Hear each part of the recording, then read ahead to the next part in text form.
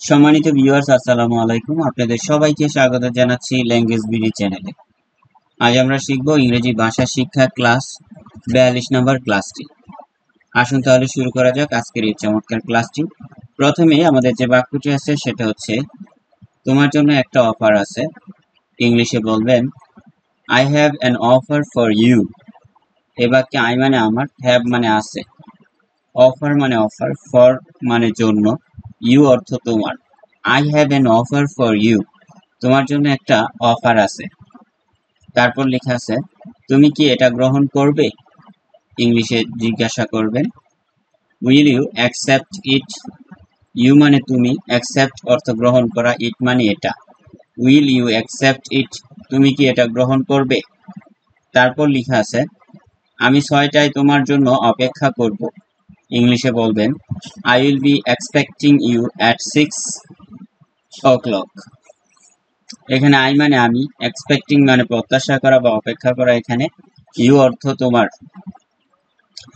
I will be expecting you at 6 o'clock, আমি 6টায় তোমার জন্য অপেক্ষা করব। তারপর লেখা আছে, দেরি করো না। ইংলিশে বলবেন ডোন্ট বি লেট। এখানে লেট শব্দের অর্থ দেরি করা। ডোন্ট বি লেট মানে হচ্ছে দেরি করো না। এরপর লেখা আছে, আমি আশা করি তুমি জানো এটা কিভাবে ব্যবহার করে।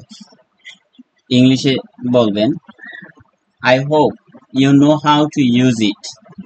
আই অর্থ আমি, হোপ মানে আশা করা। ইউ শব্দের অর্থ তুমি, নো মানে জানা, হাউ অর্থ কিভাবে, ইউজ শব্দের অর্থ ব্যবহার করা, ইট মানে এটা। I hope you know how to use it, আমি আশা করি তুমি জানো এটা কিভাবে ব্যবহার করে। তারপর লেখা আছে, টাকার চেয়ে আমার নীতি অনেক বেশি অটল। ইংলিশে বলবেন মাই principles R worth more then money.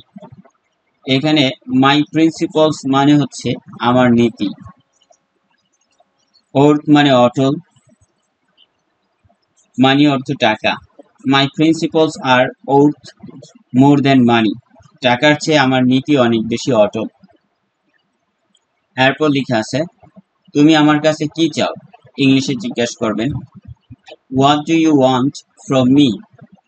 What মানে কি, ইউ শব্দের অর্থ তুমি, ওয়ান্ট অর্থ চাওয়া, ফ্রম মি মানে আমার কাছে। What do you want from me, তুমি আমার কাছে কি চাও? এরপর লেখা আছে, বিয়ে করতে হবে। ইংলিশে বলবেন to get married. To get married মানে বিয়ে করতে হবে। তারপর লেখা আছে, আমি তোমাকে বিয়ে করব না। ইংলিশে বলবেন I won't marry you. I মানে আমি, ম্যারি অর্থ বিয়ে করা, ইউ মানে তোমাকে। আই ওন্ট ম্যারি ইউ, আমি তোমাকে বিয়ে করব না। তারপর লেখা আছে, তুমি আমার চেয়েও বড়। ইংলিশে বলবেন you are older than me. You are মানে তুমি, ওল্ডার মানে বড়, দেন মি মানে আমার চেয়ে। You are older than me, তুমি আমার চেয়েও বড়। নেক্সটে লেখা আছে, এটা অসম্ভব। ইংলিশে বলবেন ইটস ইম্পসিবল। ইটস মানে এটা, ইম্পসিবল অর্থ অসম্ভব। ইটস ইম্পসিবল, এটা অসম্ভব। তারপর লেখা আছে, তুমি যদি রাজি হও এটা তুমি পাবে। ইংলিশে বলবেন if you agree to it you will get this. If মানে যদি, ইউ মানে তুমি, এগ্রি শব্দের অর্থ রাজি হওয়া, গেট মানে পাওয়া, দিস মানে এটা। If you agree to it you will get this, তুমি যদি রাজি হও এটা তুমি পাবে। এরপর লেখা আছে, কেন এই সুন্দরী মেয়ে এই গৃহহীনকে বিয়ে করবে? এই প্রশ্নটি সুন্দর করে জিজ্ঞাসা করবেন why would this beauty marry a homeless man.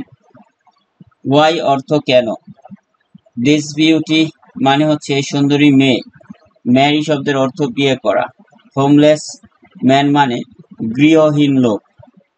Why would this beauty marry a homeless man? কেন এই সুন্দরী মেয়ে এই গৃহহীনকে বিয়ে করবে? তারপর লেখা আছে আমার মেয়ের হাতে আর সময় নেই। ইংলিশে বলবেন my daughter does not have much time left. এখানে মাই অর্থ আমার, ডটার অর্থ মেয়ে, হ্যাভ অর্থ আছে, ডাজ নট হ্যাভ মানে নেই, মাচ টাইম লেফট অর্থাৎ আর সময় নেই।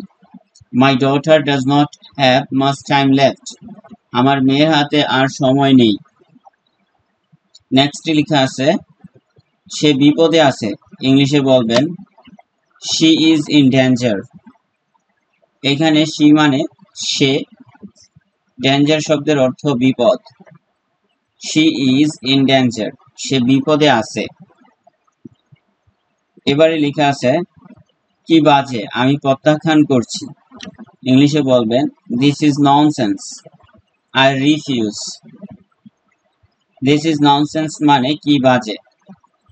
আই অর্থ আমি, রিফিউজ শব্দের অর্থ প্রত্যাখ্যান করা। This is nonsense, I refuse. কি বাজে, আমি প্রত্যাখ্যান করছি। তারপর লেখা আছে আমি আমার মেয়েকে বিয়ে ছাড়া এই পৃথিবী ছাড়তে দিব না। I won't let my daughter leave this world unmarried. I মানে আমি, my daughter মানে আমার মেয়ে, live মানে ছাড়া, this world মানে এই পৃথিবী, unmarried মানে অবিবাহিত অবস্থায় বা বিয়ে ছাড়া। I won't let my daughter leave this world unmarried. আমি আমার মেয়েকে বিয়ে ছাড়া এই পৃথিবী ছাড়তে দিব না।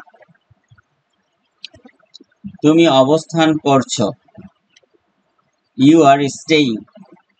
ইউ মানে তুমি, স্টেইং শব্দের অর্থ অবস্থান করা। ইউ আর স্টেইং, তুমি অবস্থান করছো। এরপর লেখা আছে তুমি কি করছো? ইংলিশে জিজ্ঞাসা করবেন what are you doing. What মানে কি, ইউ অর্থ তুমি, ডুইং অর্থ করা। হোয়াট আর ইউ ডুইং, তুমি কি করছো? এরপর লেখা আছে আমি পুরোহিত আনতে যাচ্ছি। I need to get the priest. I অর্থ আমি, নিড মানে প্রয়োজন, গেট দ্য প্রিস্ট মানে প্রিস্ট আনতে। I need to get the priest, আমি পুরোহিত আনতে যাচ্ছি। তারপর লেখা আছে দরজাটি খোলো। ইংলিশে বলবেন ওপেন দ্য ডোর। ওপেন অর্থ খোলা, ডোর মানে দরজা। ওপেন দ্য ডোর, দরজাটি খোলো। এরপর লেখা আছে তোমাকে অবশ্যই সকালের মধ্যে বিয়ে করতে হবে। You must be married by morning. You অর্থ তোমাকে, ম্যারিড মানে বিয়ে করা, বাই মর্নিং মানে সকালের মধ্যে। You must be married by morning, তোমাকে অবশ্যই সকালের মধ্যে বিয়ে করতে হবে। তারপর লেখা চিৎকার করা বন্ধ করো। ইংলিশে বলবেন স্টপ শাউটিং। স্টপ অর্থ বন্ধ করা, শাউটিং মানে চিৎকার করা। স্টপ শাউটিং, চিৎকার করা বন্ধ করো। কিন্তু তোমাকে এর জন্য মূল্য দিতে হবে। ইংলিশে বলবেন but you will be paid for this. But মানে কিন্তু, ইউ মানে তোমাকে, পেইড ফর দিস মানে মূল্য দেওয়া। But you will be paid for this, কিন্তু তোমাকে এর জন্য মূল্য দিতে হবে। এরপর লেখা আছে কিন্তু প্রথমে আমাকে একটি রিং পরাতে হবে। ইংলিশে বলবেন but first you have to put a ring on my finger. But মানে কিন্তু, ফার্স্ট মানে প্রথমে, ইউ মানে তোমাকে, পুট এ রিং মানে আংটি পরাতে হবে, অন মাই ফিঙ্গার আমার আঙ্গুলে। But first you have to put a ring on my finger, কিন্তু প্রথমে আমাকে একটি রিং পরাতে হবে। ধন্যবাদ সবাইকে ইংরেজি ভাষা শিক্ষা ক্লাস 42 নম্বর ক্লাসটি করার জন্য। আল্লাহ হাফেজ।